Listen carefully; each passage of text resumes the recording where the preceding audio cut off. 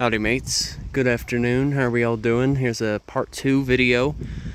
We're over at the Mill Creek Canyon Trail, and as you can see we have even more abundant sandstone coming from the Triassic period, which ranges approximately 300 or more so years ago. So in other words, this is definitely older bedrock that has been here for quite some time. Oh wow, I noticed that just now. That there's like a little opening right there, I think. Yeah, there it is. Yeah, you guys can see it. Like I said, quite frankly, this is all so new to me.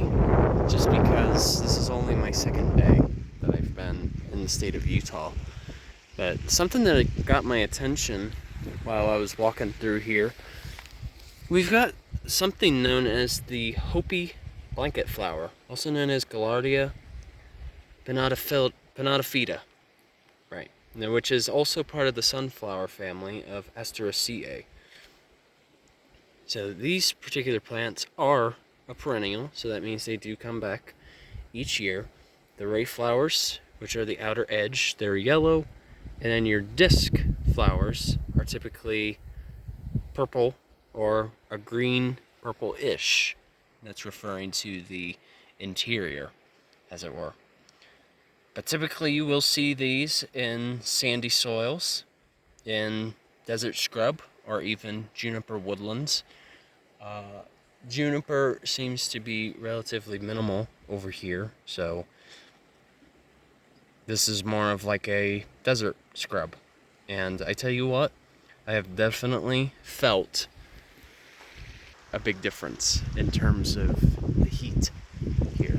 It's a lot more dry, so it's very crucial to definitely stay hydrated in this type of climate. But yeah, great example of a desert scrub habitat.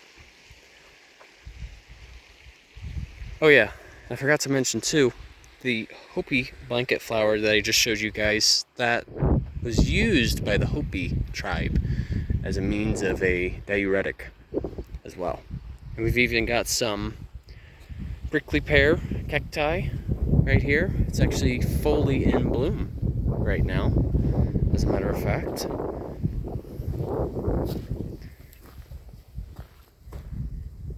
Fascinating thing, cacti, from what I remember, they kind of use a different mode of photosynthesis. So rather, what they do is, if I can recall correctly, it's known as C4, not to refer to the bomb, but C4 is a type of photosynthesis in which more of their activity is present, or the plant opens up a bit more, to breathe, especially during the night. I'm gonna try refreshing myself on that one. It's been it's kind of been a minute. But this is so cool. Like, I've read about these types of places, in books, but to actually be immersed in it, it's a whole different story. It's really humbling. I will have to say that. But it is exciting, too. A lot to take in. But Mill Creek, that does run along here. You can tell that there is a water source nearby, just because of how green it is. So noticeably, what I have seen here, there's been some river cane, which is actually a native type of bamboo, is found here, as well as cottonwood, and even willows, too. And I tell you what, the rock collection here has been really neat. You'll find a lot of sedimentary rocks, because that's what majority of the bedrock is.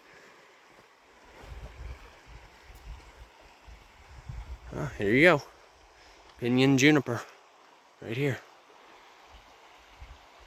Some people call it cedar, But the thing is, it's not a cedar.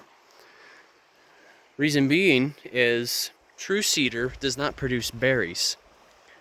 They actually produce cones instead. Rather, junipers, on the other hand, even though they do share a close relation to cedar, the difference, of course, with junipers is that they do make berries. So that's the other thing too. Like when it comes to the world of botany, there sometimes can be quite a few different misnomers, and that's one example. But it's crazy. It's crazy how it's like this is scrub habitat, but just in a totally different climate.